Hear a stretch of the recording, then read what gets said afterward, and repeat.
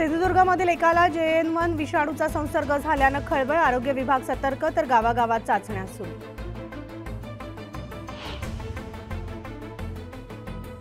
देशभरामध्ये 24 तासात 640 नवे कोरोनाबाधित रुग्ण आढळले, तर JN1 बाधित रुग्णांची संख्या 23 वर। दापोलीमध्ये चालकाचं नियंत्रण सुटल्यामुळे कार उलटली। सुदैवानं जीवितहानी नाही, तर स्थानिकांमुळे कारमधील प्रवाशांचा वाचला जीव।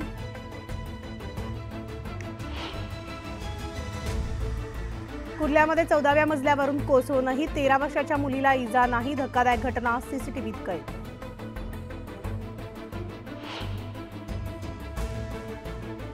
एसटी प्रवासामधील सुट्ट्या पैशांची कटकट संपणार। QR कोड स्कॅन करून काढता येणार तिकीट। राज्य मार्ग परिवहन महामंडळाचा नवा प्रयोग।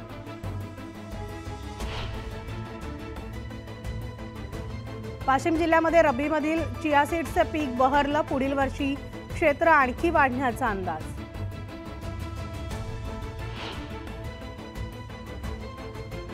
जळगाव जिल्हा किसान काँग्रेसच्या पाठपुराव्याला अखेर यश। ओरिएंटल इन्शुरन्स कंपनीनं अपील मागे घेत शेतकऱ्यांच्या खात्यात जमा केले 72 कोटी।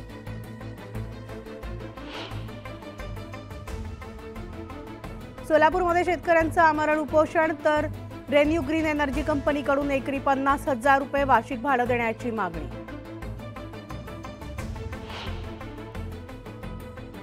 सांगली जिल्ह्यामध्ये अवकाळी पावसामुळे 16,000 हेक्टरवरील पिकांचं नुकसान। नुकसानीचा अहवाल कृषी विभागाकडून सादर।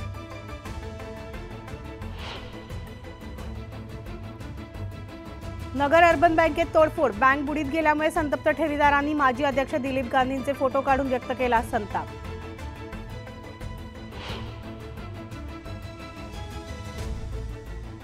गोंदियामधल्या आमगावमध्ये अतिक्रमण असलेल्या जागेवर राष्ट्रवादी काँग्रेस पक्षाचं कार्यालय। अतिक्रमण असेल तर पाडण्यात येईल, धर्मराव बाबा आत्राम यांची ग्वाही।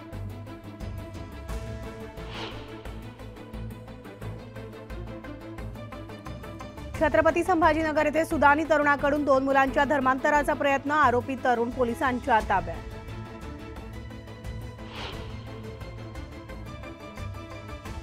जळगावच्या एरंडेलमध्ये मंगल अक्षता कलश यात्रा। ट्रॅक्टरवरील प्रभू श्रीरामाची भव्य मूर्ती ठरते आकर्षण।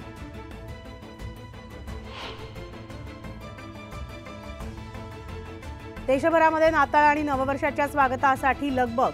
वांद्रे इथं ठिकठिकाणी आकर्षक रोषणाई।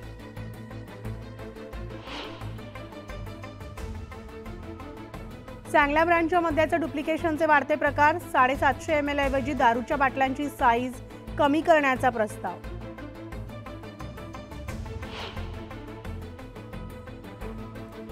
बावीस जानेवारीला होणाऱ्या सोहळ्यासाठी अयोध्या नगरी नववधूप्रमाणे सजली। राम मंदिर उद्घाटन सोहळ्याआधी शहरात नेत्रदीपक लेझर शो।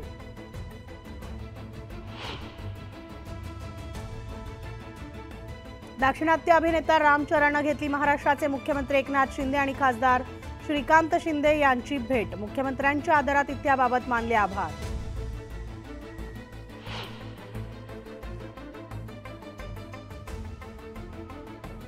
आणि प्रजासत्ताक दिनाचं फ्रान्सचे अध्यक्ष इमॅन्युएल मॅक्रॉन यांना आमंत्रण। प्रमुख पाहुणे म्हणून उपस्थित राहण्याची शक्यता।